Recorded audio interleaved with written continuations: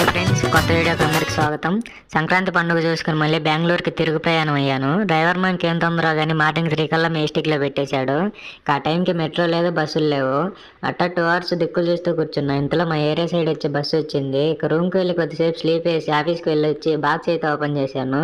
దీన్ని మోసుకుని వెళ్ళేసరికి మాత్రం నాకైతే చినిగింది. ఇక తెచ్చిన పికిల్స్ అన్ని సర్దుకొని ప్రొజెక్టర్ కోసం అని వాళ్ళకి ఒక ప్లేట్ అయితే కొట్టాము, కానీ అది సెట్ అవ్వలేదు.